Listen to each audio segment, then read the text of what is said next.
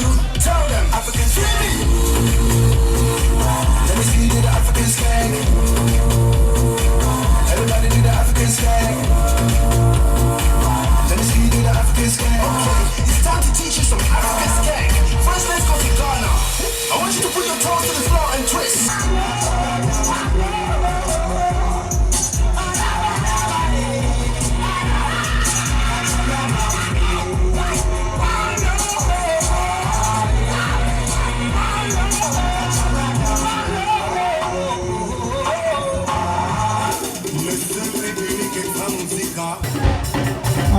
Ti di akọni aládùúgbò Áfíríkà, aṣáájú ti di akọni onílà àgbáyé, ó jẹ́ bójú bá pé gbà lọ́nà. Mo máa ní mo máa yọ ọ̀gáàsì, mo máa ní mo máa yọ. Ẹ̀yìn ilé lọ́ọ̀ọ́jà máa wò, ilé làṣẹ ní gbé. Ọmọ náà pẹ̀lẹ́kẹ̀lẹ́ pẹ̀lẹ́.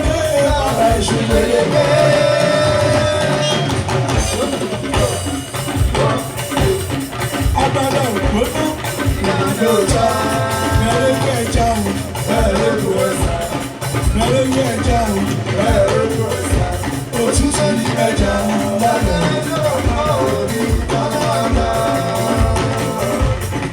Àti kọ́kọ́rọ́ ọba ti dáyé ló ti jọba lórí ayé o, ó dárí ayé. Ayé òun ọ̀tún, ó nánú mú, ó fọba sínú mú, ó dáwọ̀ ìbínú, tẹkùnrin tóbìnrin, ó fọba sáàrí wa. Wo mi ní gbẹ́dẹ̀ constitution lọ́lọ́run ló fò lórí sí. Mo dúpẹ́ bọ́lá Hausa tí kò dàbí lókè mi jọlọ. Ṣèlè bẹ̀rẹ̀ lọ́wọ́ sí ilé òwò yìí kọ́. Ọmọ kékeré kan ní ilé wa ò kúrò.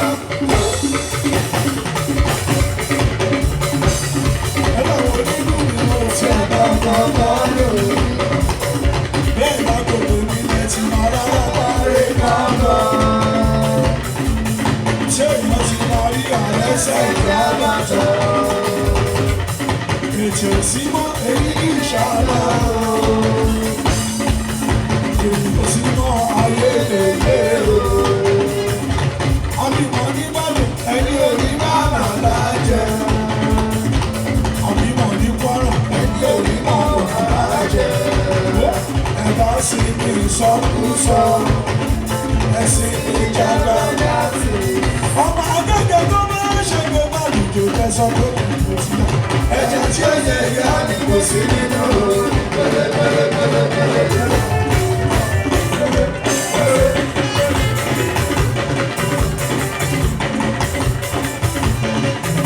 Èrò dábẹ́ wà nínú orí tiwa. Ìgbà tàbí ṣàkàṣà lé lọ́jọ́ tó sí. Wọ́n ní Mùsàlá kòdé wọ́n ní gbọdọ̀ wálé. Àdúgbò bọ́lá Mùsàtì ọba sì bá wálé. Aṣàkáṣà náà lé orísun ìbáre ni. Àtìgbèdè Canada, àgbèdè Germany, àgbèdè London, àgbèdè Italy, àwọn ọdún Malaysia, àgbèdè Ireland, àgbèdè America. Wọ́n dẹ̀bù bẹ́rẹ̀ Hausa ọba àdáyé. Kò jẹ́ lójú ti mi ò kò jẹ́ kí n ṣubú. Àwọn ọmọ ṣe é gbé o, lọ́wọ́. Ọmọdé tó wà nílẹ̀, ẹ̀yà bàbá.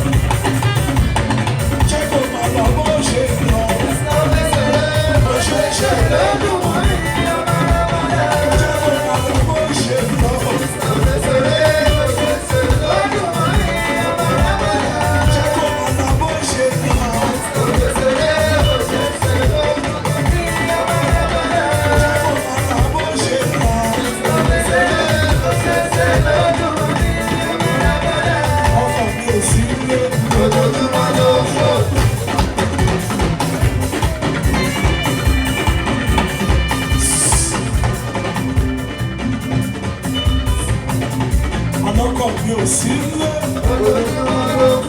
Àmọ́rọ̀ mi fún. Àmọ́rọ̀ mi fún. Ẹni tó máa bọ̀ nílé. Ó wá aṣọ tó fún mi. Máa bọ̀ nílé o. Ó yá awuyewuye lórí lórí. Kí ló bá bá mi wéré yẹn? Ìlọsí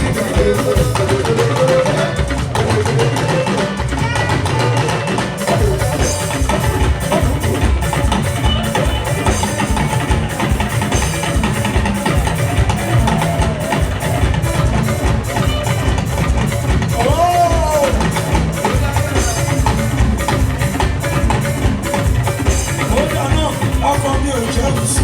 Bóyá mi kò lẹ́sùn lọ.